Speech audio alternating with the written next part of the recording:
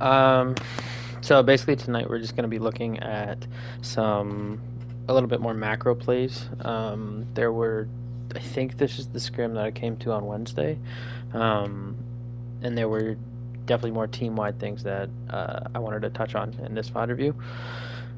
Um, but we seem to still have an issue playing this Numbani playing Numbani in general. I know I've gone over it, but since then, I'm not sure if Frog has seen this or seen the old VOD for it. Kara or Ham, I'm pretty sure has and Shadow has. God, that's a mouthful.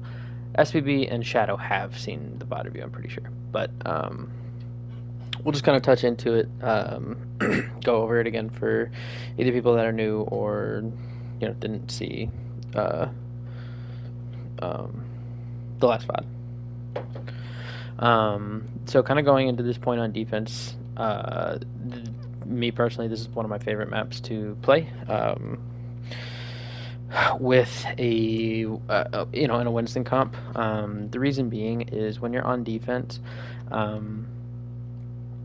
playing this comp, you have multiple different chokes that that the enemy can go through, but they're all centralized around this high ground, right? So, kind of the way that attackers need to win this first point is to try and take control of this high ground, whether that be nobody's on this high ground, whether that be pressuring out their Winston so we take this high ground, so on and so forth. So, from I guess we'll go through the defense perspective and then go to the offensive perspective because knowing the defense is going to help us to understand the offense a little bit better. So what do I mean by chokes? There are 4 different chokes that the team can go through, again, that centralize around this. It's going to be down this main avenue. It's going to be underneath the high ground itself, and cliffside, okay?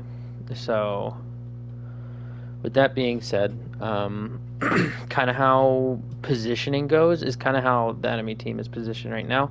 Most of the time, you're going to have this back line over here. You're going to have a hit scan possibly with them, and they're running double hit scan. Me personally, I'm not going to run double hit scan. I'm going to run something like what we currently are running on attack, with either a Tracer, Sombra, Echo, something that plays with the Winston, so that the Winston can be more aggressive when playing on this map.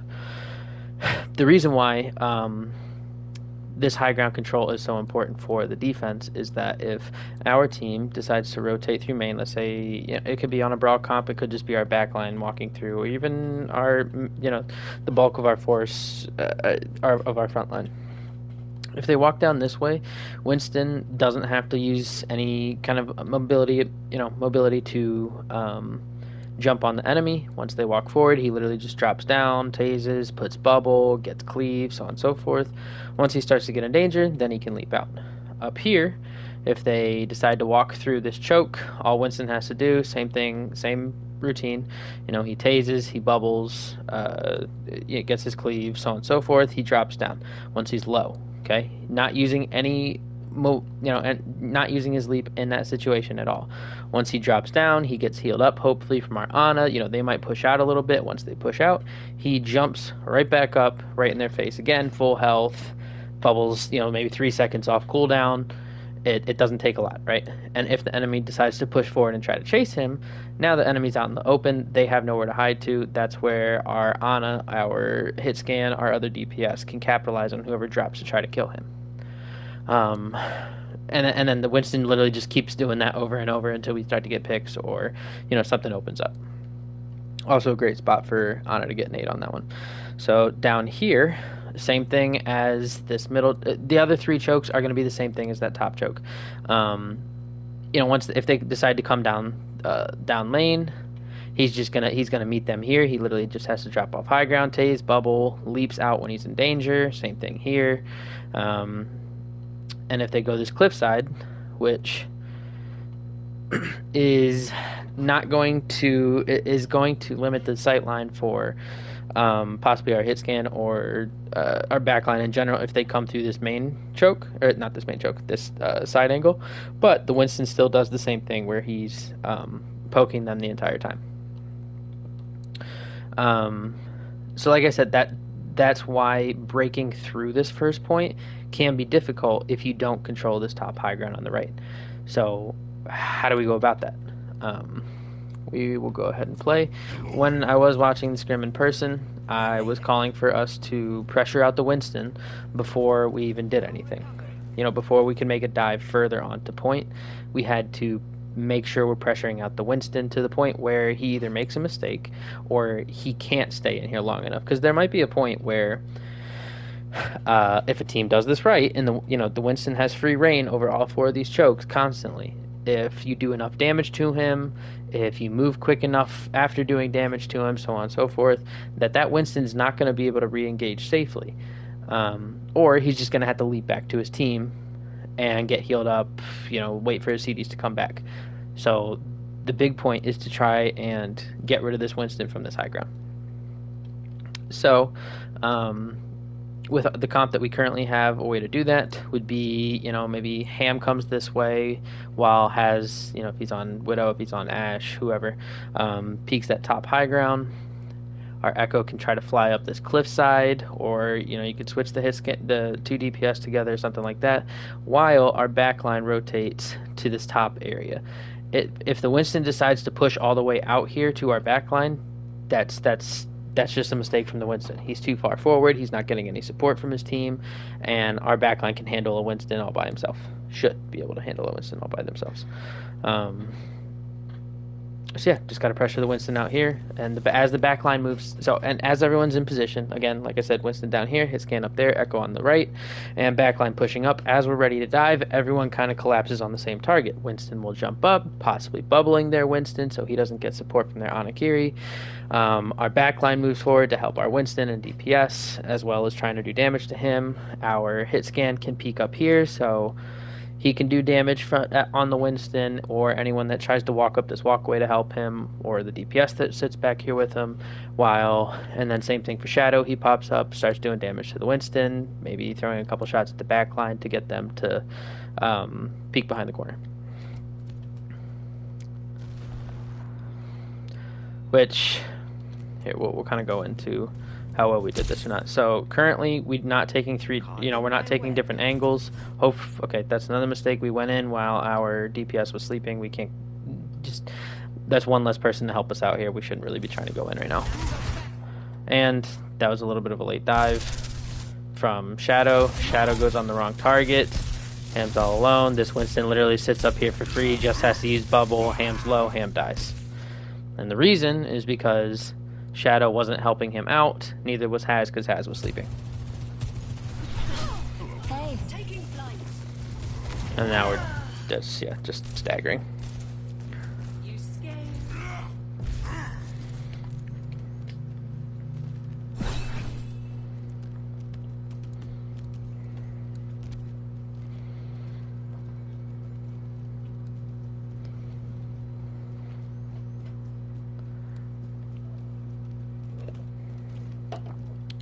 Now that we're on the Tracer, we gotta wait for Haz to get set up, or Haz just has to move pretty quickly once we're about to go in. I don't like that our monkey walked up main. The reason I don't is because you can't put the bubble on there, Winston, so that you can place the bubble, but he can just back up and still get healed. Now, if you come up through the main and then bubble him, all of this area he can't stand in because he'll be in the bubble.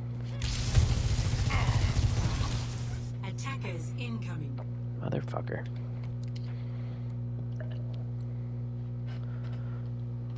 Alright, my bad. Press the wrong button. Already poked out, and there Winston just now finished his armor. And again, well, I don't know if Shadow was fully up there. I didn't really see, sorry.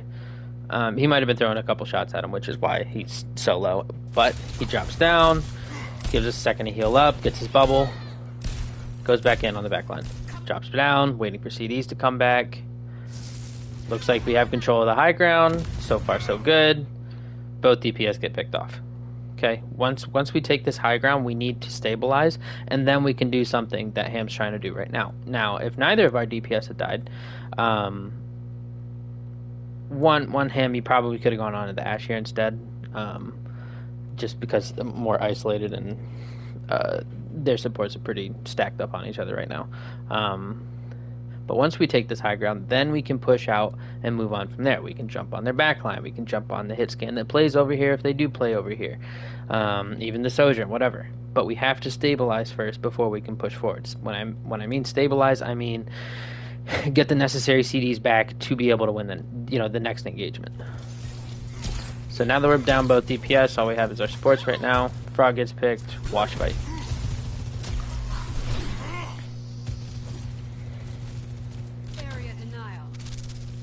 Yeah, but you gotta get out.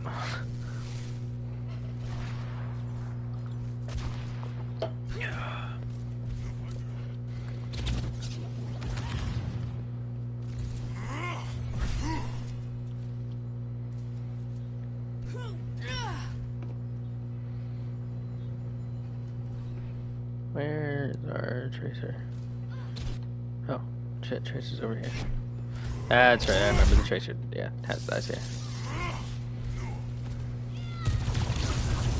So we have high ground control, but shadow dice, as well as frog gets picked. So again, that's that stabilization part. We have the high ground, but we weren't stabilized. We didn't have another DPS to help us out, and when we decided to push forward, they rotated back around and were able to get us picked. And I'm not saying the stabilization process has to be very long, because if it is too long, they're going to find a way to get a pick, especially playing something like this double hit scan. Because with the comp that we're currently running, they have the range on us more than we have it on them.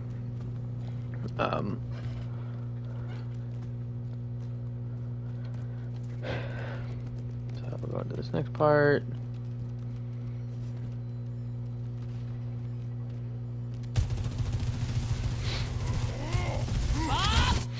Where's our tracer? There she is. Okay, good. Sorry, 1 second. Try not to sneeze. So far we're looking good. Ham is a little bit deep, but could be worse. Okay.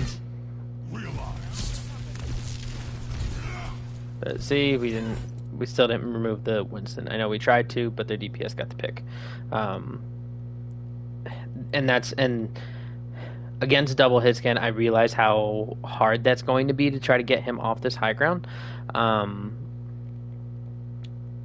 So if that does become an issue, something I guess secondary that we can do is still have that backline push up through that high ground, but instead we just send the tracer up here if we have an echo. Maybe if we don't have the Ash, instead we maybe have a Cassidy. If the Cassidy rolls up with our backline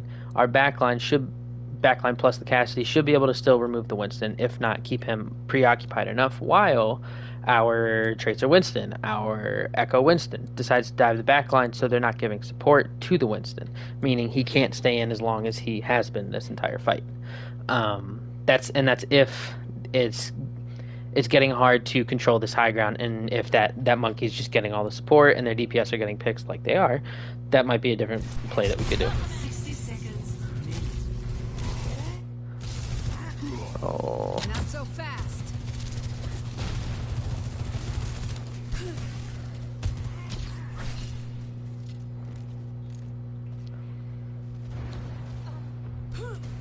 Yeah, but their DPS were kind of fragging too, not gonna lie. Hi there. Greetings. So now let's talk about this because after our attack round, we might go into the defense of this first point, but after that, I probably switch to a different map. Just because, simply put, every time I've watched us play this map, we never get past this first point.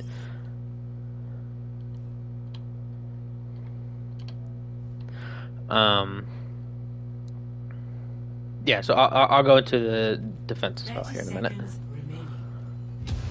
But attacking so far, we've going on to this point, attacking, we've just struggled to take this high ground every time.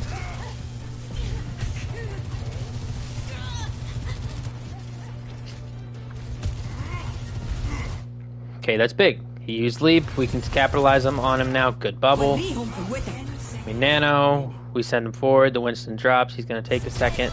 It looks like we try to collapse on the back. This ends now. Please tell me we touch. We don't touch. We do touch. I don't know if we touch. No, we don't touch.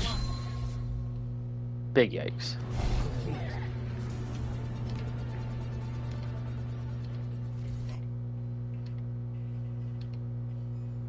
Ready to. Okay, so now that we're on defense, this is how I personally like to set this up. Our back line, if we can, we're going to want to try to play this stretch from pretty much where our Brig is to where our Ana is. Wherever we are at certain points, if they dive us, we can either fall back into that back room or we drop off the edge and we start playing from low ground instead. Low ground gives us the opportunity to back up further, while that inside corridor takes a lot longer and it chokes us up a lot more than we need to be. While Has, or whoever the hit scan is, can play in this entire area from where the Echo is all the way to where the Brig is. Anywhere in that area is fine. While Shadow, on the other hand, plays with Ham, and Shadow can scout at least all 4 areas, right? By kind of playing these stairs, you can check. Oh, they're going low ground. You shoot your stickies. You fly up and wait until they come back through, or you just pop around out of sight, so on and so forth. They come from this right way, same thing. You can see them, call it, send the stickies, and that's how your Winston will know which way to go, is by you calling it out. Same thing with down the middle. I mean, our Ash or whoever the hit scan is can also call that, but still. And again, Ham just plays the same spot. So now let's say they take this high ground, right? Let's say they force our monkey off. They took, they did the first step into taking this first point. So if they take this high ground and then they start to push out from there, it shouldn't be a fight for the point. It should be a fight for this high ground still, okay? So even if we have to give up capture progress, we still need to look to fight for this high ground. Because once we take this high ground, they're literally surrounded from everyone above. And high ground just wins. It gives us much more of an advantage to win this fight. So let's say Ham drops down, he gets pressured out, doesn't have bubble, can't go in, or he has to leap all the way back to his supports, get healed up. They what was the word I used? They kind of recuperate all of their CDs and stuff. They stabilize, and then they decide to start pushing forward. Maybe they make an attempt on a dive to our backline. Our backline kites, while our monkey and whoever the other dive DPS, whether again Echo Tracer, Genji, so on and so forth, pushes onto this high ground or the backline, right? One, you're either looking for a trade, and this is where the fight devolves more into traditional Winston dive, where you're looking to trade that backline instead of prioritizing this high ground. So normally the backline will be sending up here, so we need to either get the kills from up here or we need to force their backline off, because once their backline's forced off, it's much easier to deal with them for whatever angle they're going to be, or pressuring them enough that they have to go out of LOS in order to help their front line. Brig Ana with another DPS is one of the most stable backlines you could even have. So, god damn it. As long as we have that, we can restabilize. But that's how we recontrol on defense after losing this high ground. We need to take this high ground back, or we need to try to trade their backline. 4, 3, 2, 1. Attackers incoming. Defend objective A. Give me a second, sorry. Got a fucking Roomba going off.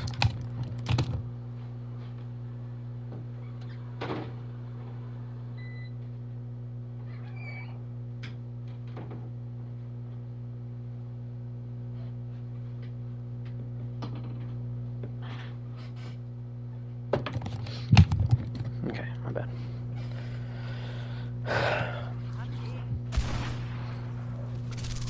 Taking flight.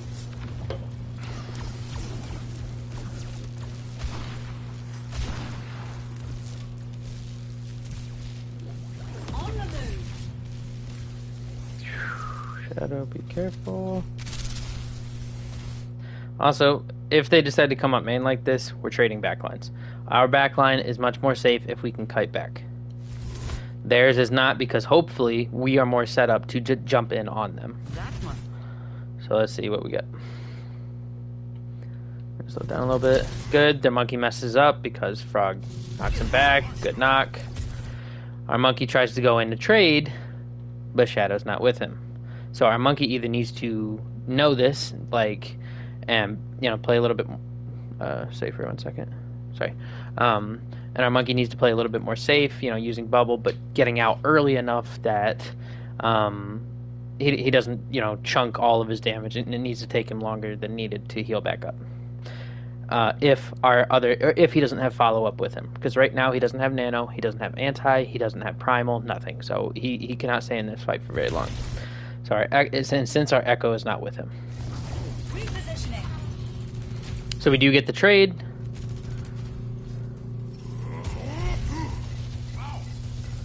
We pressure out the monkey. Instead of pressuring out the monkey, we dive the Sojourn. Again, like I said, taking back this high ground. Because the Sojourn is literally free reigning on our back line right now. So we have one person to help with. Good, we get the kill. Need to help him. Please tell me. Fuck. So let's see. Let's go back and see why him died.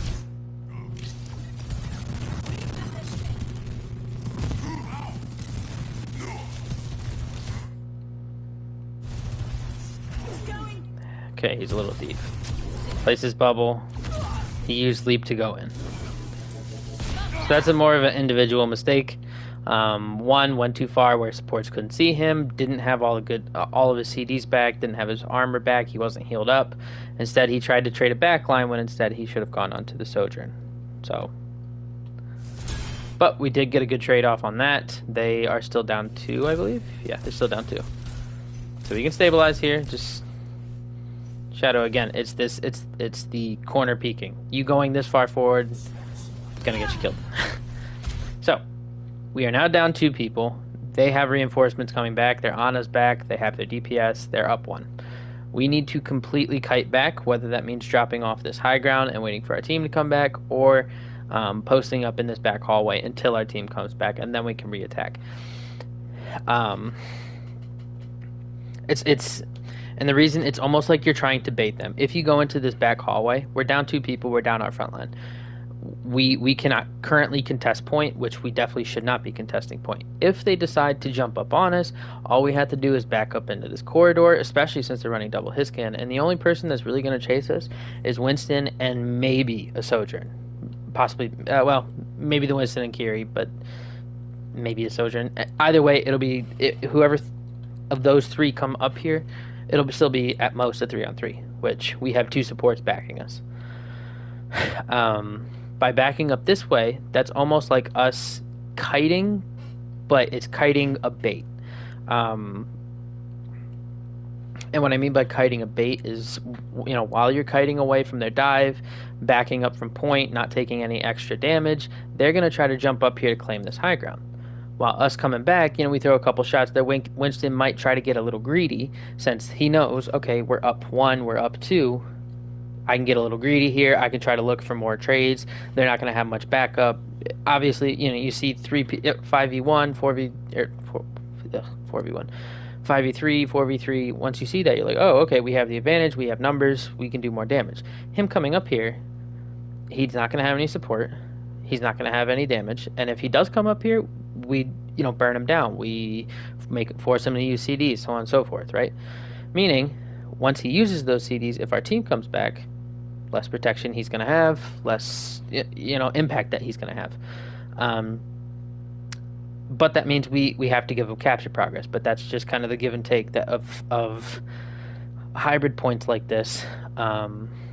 Is this give and take? If we lose 2 people off the rip, we can just back up here. All we have to do is back up, wait for our people to come back, and then we can keep going. And we can try to recontest, but that means we give up capture progress to them.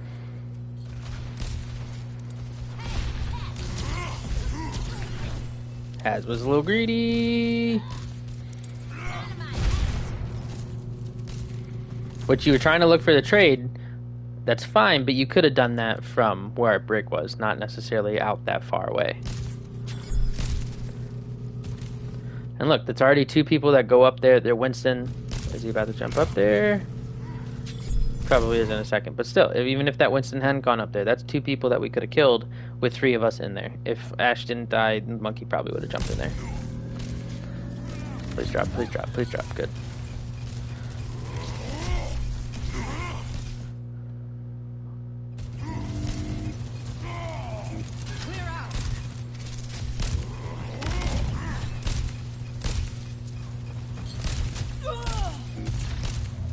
Objective lost. So mistake there is that we lost that third person and we weren't be able to go back in. And then a little bit more individual mistakes of Ham had to use bubble. He leapt in instead of because he used bubble. He didn't have much staying power on point because again, they have the high ground.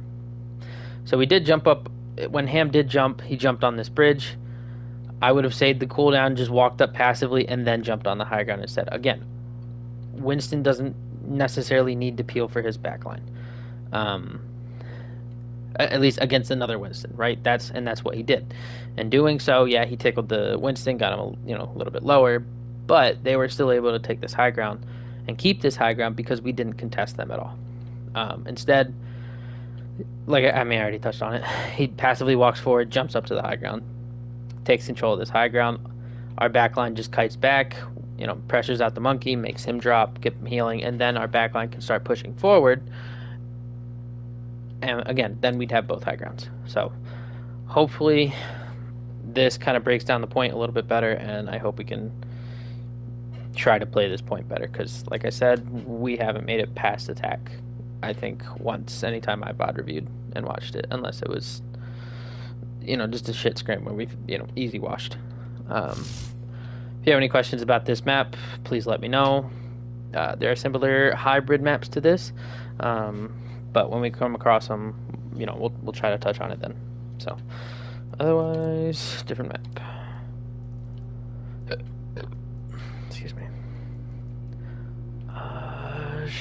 Yeah, we'll watch Shimbali, because that was the other one I think I wanted to touch on. Now arriving at the Shambhala East. Attackers incoming. Okay, we're on attack here. I didn't really need to see the attack, I don't think. Oh, we can still watch it because it's still double hit scan. We can still talk about it.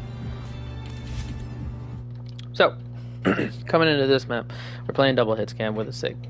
What I'm pretty sure I had called was... Well, let's go back to talk about double hit scan. So, when you're playing a double hit scan comp, the big thing that you need to do is that your two DPS need to be taking opposite angles. And the reason for this was much easier in Overwatch 1 when you had two tanks to shield different ways. But the reason for this is, looking at their team, with only one tank now, double sniper still can be more potent. And the reason for that is there's only one shield. If, let's say, our back, which I think I did call this, if our backline rotates through this room and plays this area here, there's one, unless the shield is absolutely perfect, there's only, there's still gaps in there that we can still hit if their shield is even farther forward. More gaps for us to hit through. So again, let's say our backline hit scan, whoever plays over there, while our other hit scan, possibly with our SIG, plays down this main. There's only one way that they're going to be able to shield, right? Unless they're running a Rhine and can just hold shield. But either way, they're not going to keep that shield up forever. By taking these different angles, these two different angles with double sniper, we're able to exploit smaller windows that they're going to have open. And it's going to be naturally that they're going to have open. Because even if they shield this choke perfectly, that shield's still going to break eventually. And when it does, we have two different angles that we can still see people. They can't peek as aggressively. So let's say shield breaks. Like, okay, we got to take cover. If somebody takes cover here, they still have to deal with anyone that's over there. If the shield breaks and they pop over here, this is still going to be the safest option. But if they pop over here, they can't see anything. They're not going to be able to do anything. We still get free cart progress off of that because our double sniper is still in two different spots. So I think what I had called was, I think I said our backline, so Car Frog and I think I said Salmon. Yeah, it was Salmon. To rotate through here this way to start poking them from here, playing it a little bit safe. Maybe Frog throws his lamp, his whatever pylon on the cart to be able to heal Ham if he needs it, while not, and then just kind of leaving it there and place it and forget it. While they keep poking from over here, Ham is pushing cart up this main choke. He's just poking at the shield pretty much, possibly getting chip damage through. And Widow should also be playing on this longer sight line. One, it's going to be much safer for you. You should win any DPS duel against the Sojourn or the Cass in a matchup where both are evenly skilled type of thing, right? It's literally just who the character is. It's the longest sniper. By playing this longer choke, yes, you're going to have much smaller views, but again, if we're playing this right, that shield's going to break, and they can't peek one way or another. We're going to get this free cart progress, and by playing this double sniper, we can probably keep the cart out to like right here before they either rotate or we're forced to kite or rotate or change something up.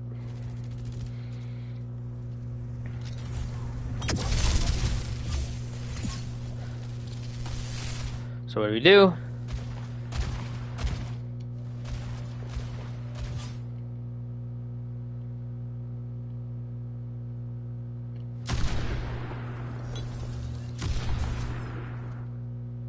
It's making it easy for them that they only have to do is shield one way. And the reason I said I didn't want to, why I didn't have anyone coming this way, is unless you're a flanker, they're just going to push you. One, they have a Lucio that all they're going to do is speed on you, kill you, and then move to cart. So that's why I didn't want us to come this way. Instead, if we played these angles, we did, which it is creating a lot of angles. It's just they're not the best angles for us.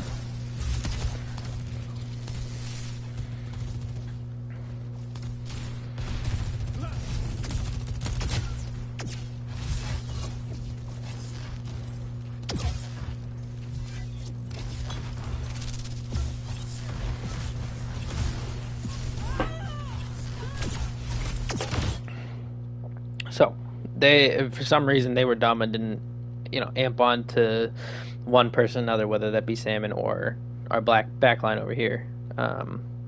So we still got that free progress, but we could have tried. We probably could have gotten some sort of pick or pressured them out if we had played with the Ashe or another hit scan over here, and then our Widow down main. Because then our Widow would have been safe. Our Widow wouldn't have gotten picked here either.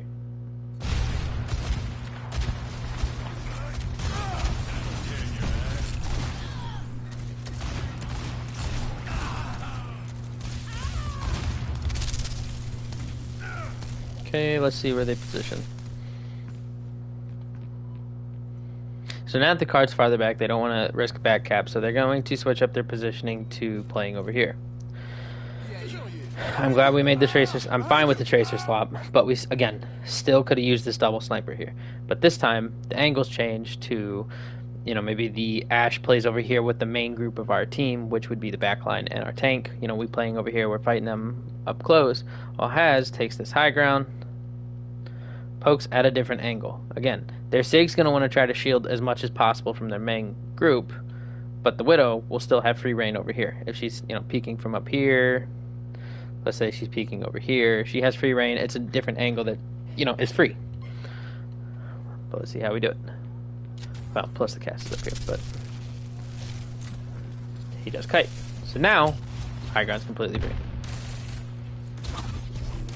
So the reason I said I'm fine with us playing, switching up to the tracer, is that we now have more of a backline presence on their backline. More pressure, taking their main focus off of our front line a little bit.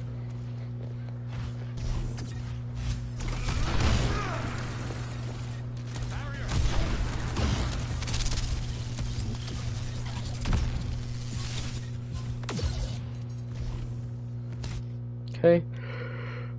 They are kiting quite a bit. I'm just giving us free space. Great pick.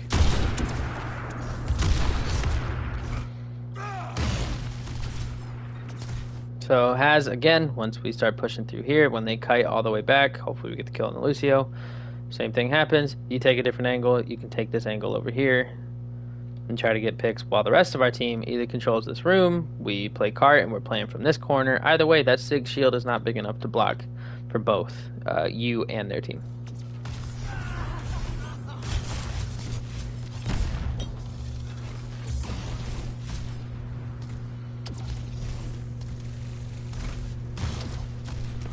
It's high noon.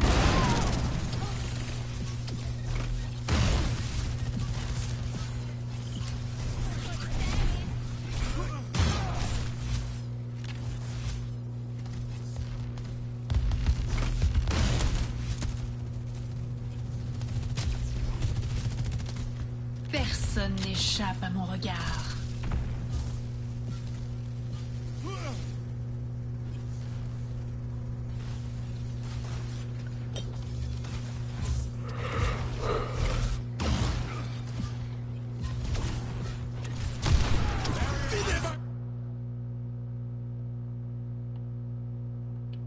I mean, I think this fight just kind of proves my point on this. They say can't block both. By Has coming over here, he got a free pick.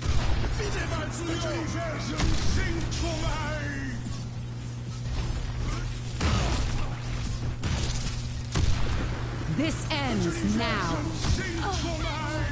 60 seconds. Then we lose this fight to ults, and there's Sojourn popping off.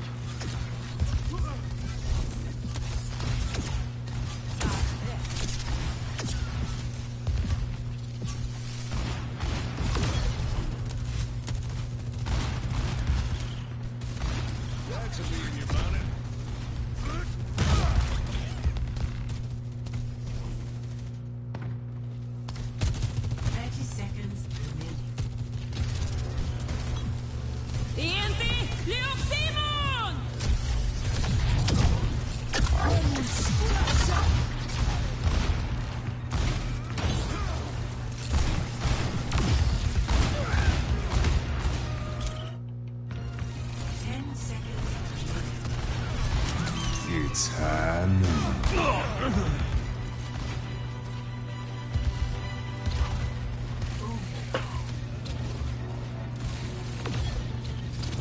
Fight devolves, we clean up. Salmon goes fucking hard as fuck.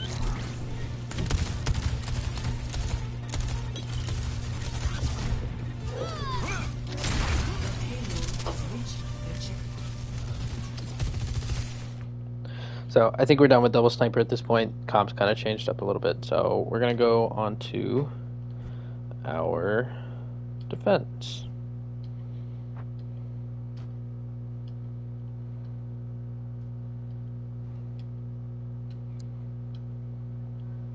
Ready for battle. Ready. Ready. 1. Ready for battle. Okay, so the whole point of a close hold, is to try to get as many fights as possible while stalling the cart. With a longer map, longer first point, it kind of feels like a longer first point for Shambali. We should have roughly 3 fights on this map if we do it correctly. We have it right here. We have it at, maybe like this lamppost slash this choke, and then the last fight we would have is when they're right about to finish capping out the point. And the definition of us having a good close hold is literally getting more than 30 seconds off of the clock. If we reach that 30-second mark, it was a good close hold. If not, and they managed to break through, it wasn't the best close hold. We could do better. Things are, it just changes up how we should have approached it. Which we do have a pretty good close hold here. Attackers incoming. So let's see what we do. Ham, I think you were a little bit over aggressive with reaching for one of the chokes. Probably could have played one of these huts instead and waited for them to pop out. But we get a good wall. We pin in.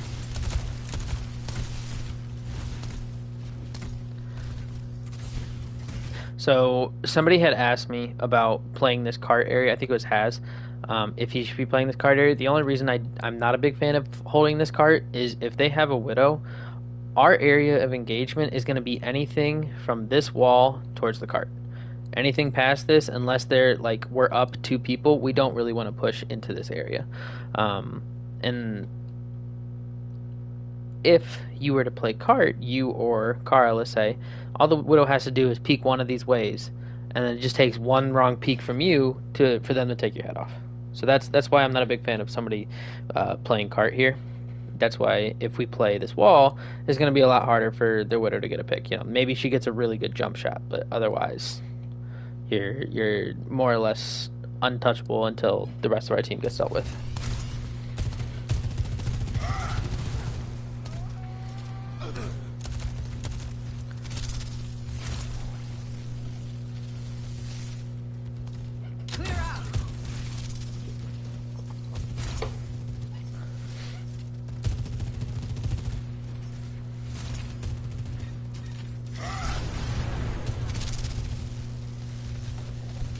Ham, truly, you are playing this beautifully. Also, instead of playing, another reason why we don't play cart instead we play this wall is because we need to move together as a unit the entire time. That's how we're going to utilize both speed, amp from heals from Frog, as well as burst healing from our Baptiste.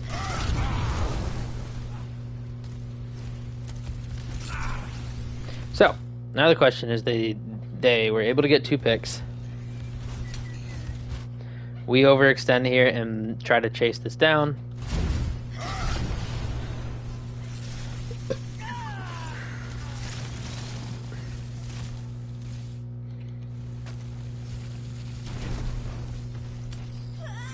Instead of doing this, all we had to do, play cart. Die on cart. That's it.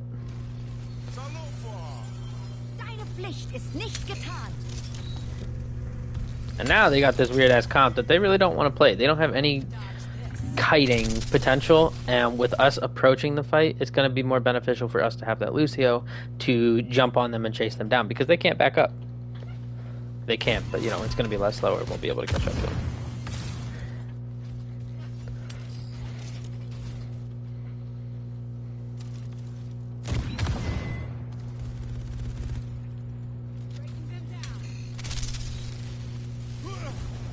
Needed to be a little faster here. We're kind of slow rolling this, I can see, just because we're on heals. We need to just jump on point as fast as possible. I know we switched over to the SIG, but especially on a map like this, I still think we could... the SIG is fine, because, again, they have Mauga. I think SIG does better against Mauga than Rein does. So we can still make this fast-paced three fights work. But we need to actually get there, right? So let's see how far the... Okay, payload still makes it a little bit further, but if we kept it on speed the whole time, we get it before they hit this choke. And if that's the case, they have less room to work with, because if this cart comes around here, they have... Sorry, let me adjust the camera. They have all of this they can now play through, jump back here, and then moving further out, right? So it's less cover for them if we make it to this choke before the cart does.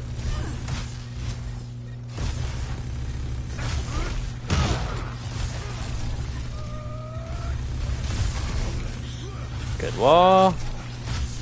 And allows for better walls from us. If they want to do anything, if their tank wants to do anything by pushing forward, he's going to have to risk being walled, which he did.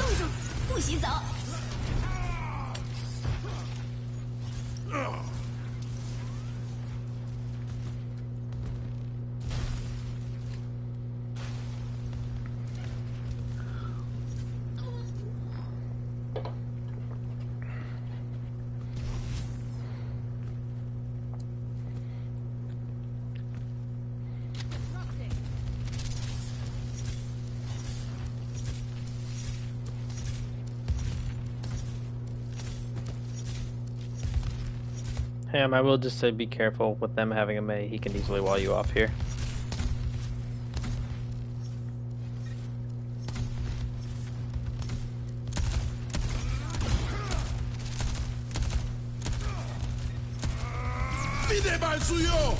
It's also forced quite a few CDs out of you from playing that far forward.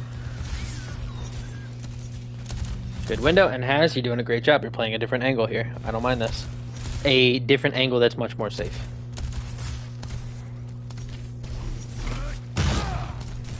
And in turn, you're also watching a different angle by doing so. 60 seconds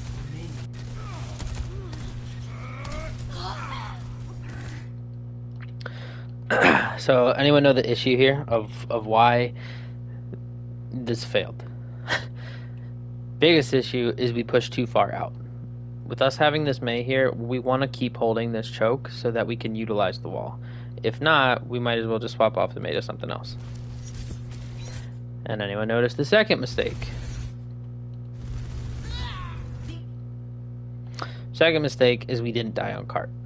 Our Sojourn died too far away. Our Bap's trying to get out, which he's about to die, I think. Yeah, our Bap dies. Which means that now ruins this touch on this third point. There, sorry, third fight, where the third fight would be.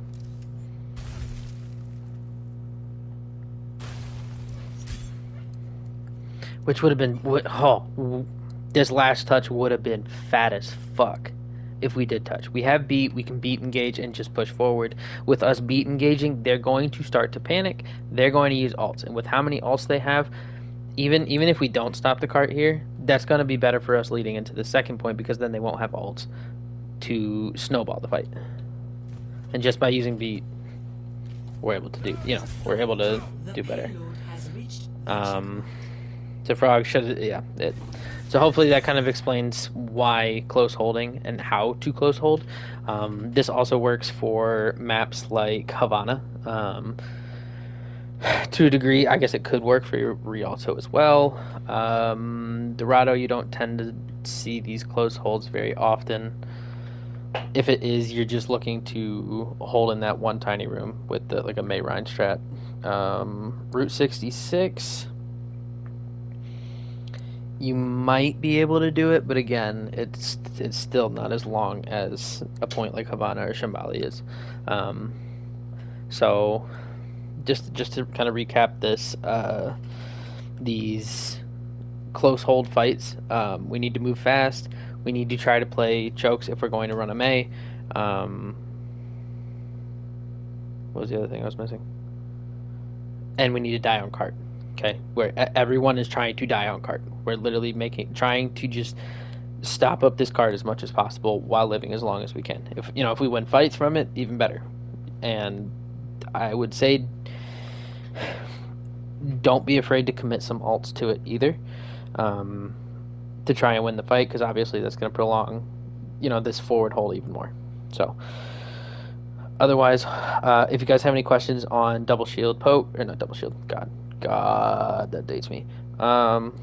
If you have any questions on double sniper or these close holds, let me know. I will feel free to answer them. Otherwise, don't really need to go back into the next point. Is there anything I really want to go over from Midtown? I think we'll I wasn't here for Esperanza. I left after Midtown. No, I left in the middle of Midtown. So we're going to talk about push maps and how to play them. Esperanza, out of the 3 push maps that are in the pool currently, it's probably the easiest to talk about. Oh, okay. So we're going to just run through the map instead of just playing certain points and see how it goes.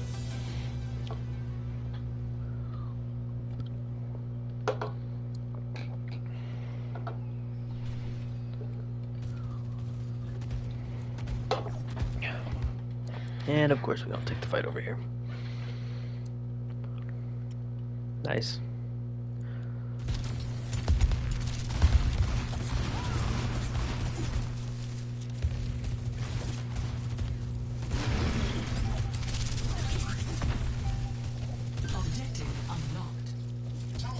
So one of the reasons, if we're gonna run this JQ, just as a side tangent, one of the reasons why I don't like that we're running 2 hit scans with it is because it ends up in this situation where Shadow's up brawling, but our 2 hit scans are still poking a little bit. You know, we're pulling back and poking instead of playing up with him and supporting him.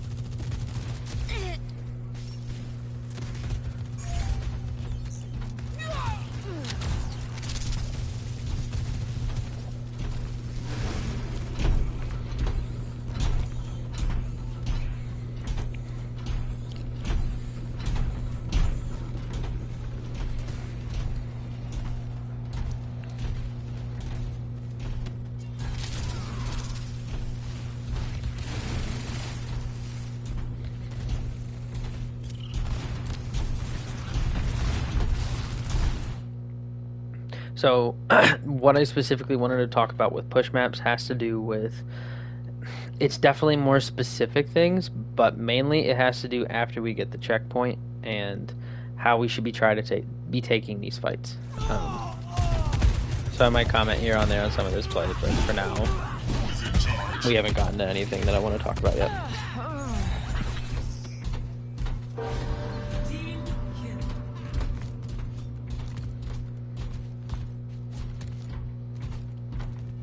Hopefully we take this fight. So in terms of map geography and how we should be pathing for this, which we might do here in a second, but when we're pushing through, even if the bot is literally right here, I don't want all of us to start playing the bot. Instead, I would rather us try to go up these stairs and take that high ground. Because once we take the high ground away, same as Nubani, we can start poking down from above. And since we have double hit scan, somebody's going to die or they're going to start kiting back, which is naturally going to give us the bot to bring them back to our side.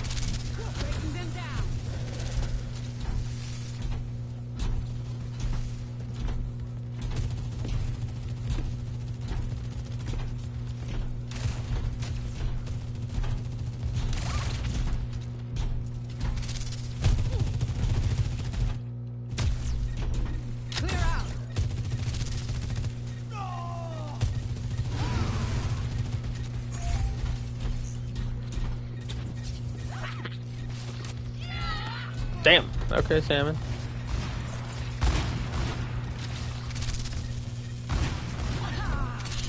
Oh, Salmon is playing with fire.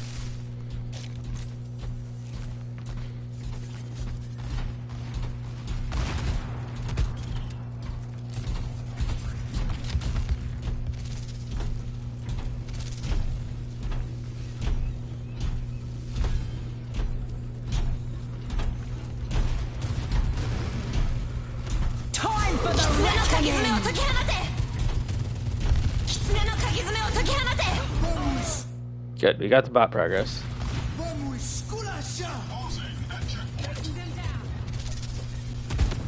This ends now.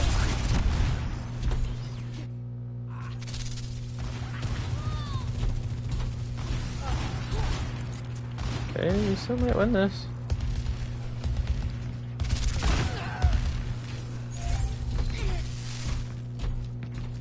Yeah, but they're still down 2 here. We have a Lucio, we still should be able to kite back. Now the Shadow's back, we could probably kill. Oh, well, never mind this actually.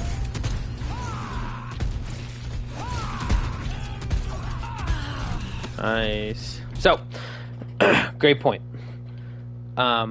They technically are about to have 4 pushing us when we only have 3. I don't know where reinforcements are. They're still coming back from spawn. Either way, this is still what I would try to call. With us only having 3 and them about to push us, we most likely will lose this fight if not get picked. You know, if not they get a pick and they make it even. I'd rather us have a more advantageous fight. So something I would rather us do is instead of pushing cart here, maybe you have frog. No. I would leave the bot where it is and just completely back up. Okay, you don't want to take this fight here. Until your entire team is back. So if we were to kite, all we had to do is just kite back a little bit while our Sojourn and our Kiri come back.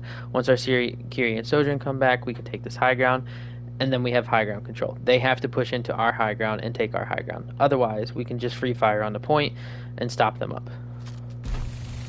So again, my call. Okay, which good.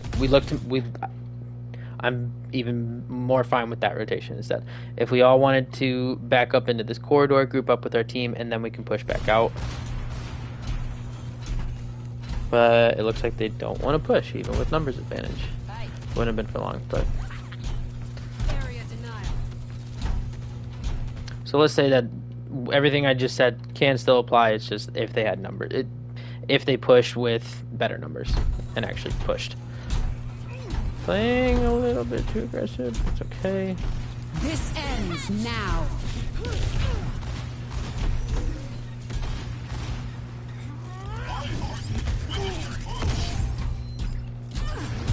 Okay, we're down 2 here. Honestly, I try to die on cart for push maps. if you know you can, this honestly, this isn't just push maps. This is payload map, hybrid map, push, whatever. If you cannot get out of the fight, you might as well die on point to stall progress even more for respawns to come back through. Especially if you're someone fast like a Kiri or a Lucio, then if you're not getting out, just die on cart so that your respawns have enough time to push forward, and then when you respawn, you're fast enough that you can just jump into the fight. You know, so. But if it's looking dicey and you don't know if you're going to make it out or not, or you know like, okay, if they push me, I'm dead, then just die on cart. Prime example. Their bot's already past the check, almost to the midway. We're not going to get close spawns out of that. Should have just died on cart.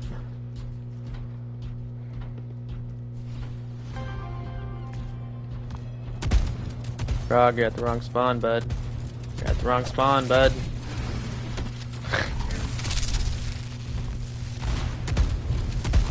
So, coming onto this next point, same thing that I said when they first started pushing the bot. I don't really want us to take a fight here. If we want to actually be able to contest them from hitting this first checkpoint, we need to rotate up through these stairs and try to take that high ground and then keep pushing.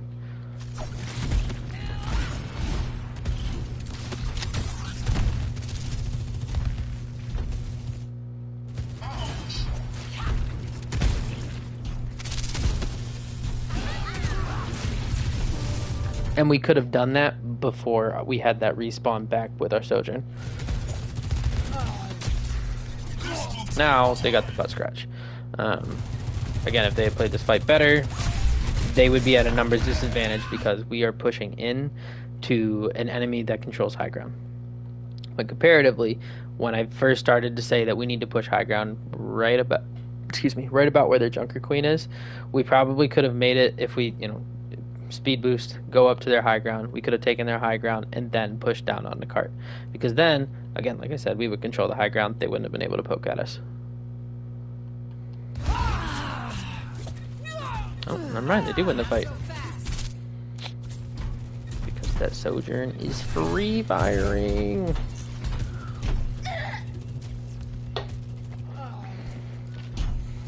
Sojourn free fires. They take point.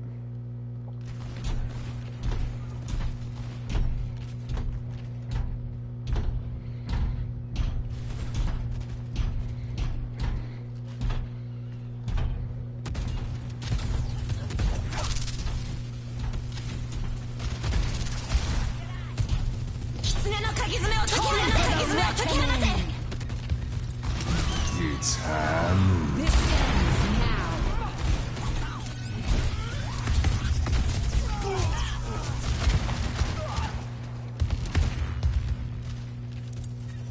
Good boop, bro. Breaking them down. Direction, please.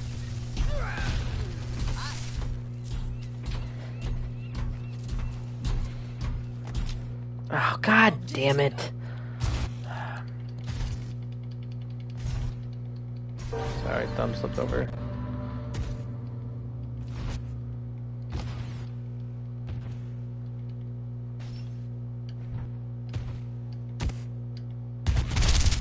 You know what?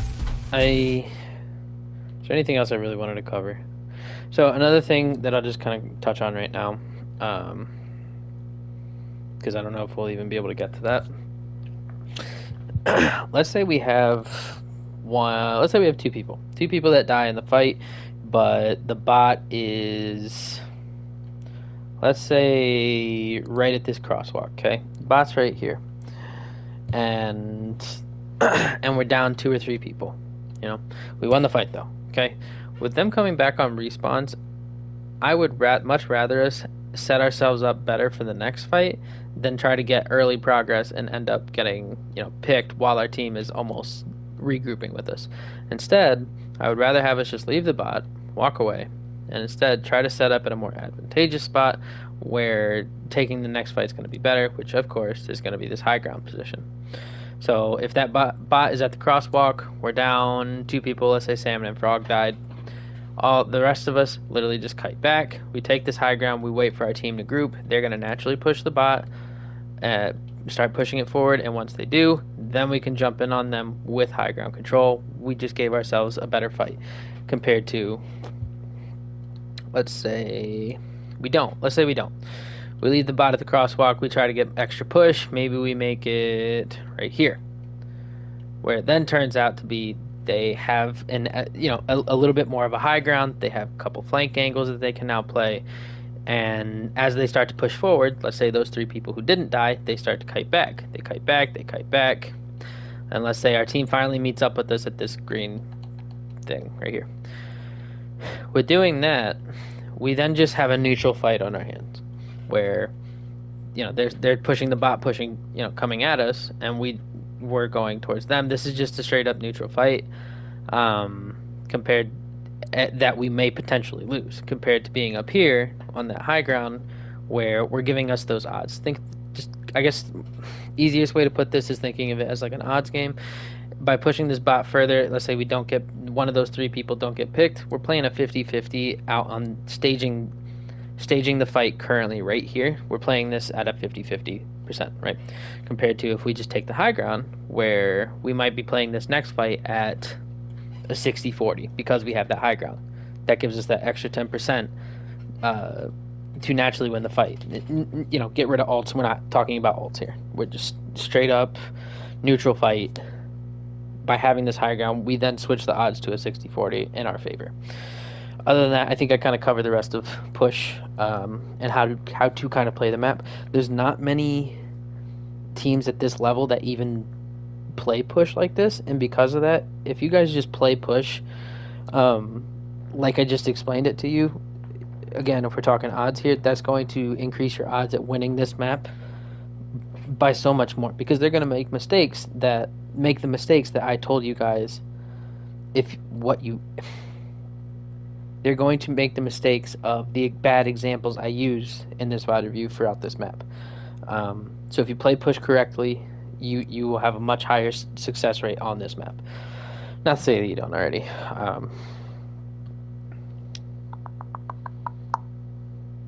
So if you have any questions on what I went through, even just kind of find the timestamp for it, just give me the time and I will go back through the VOD and look at it myself and try to answer the question the best I can. Otherwise, this seemed like a good scrim.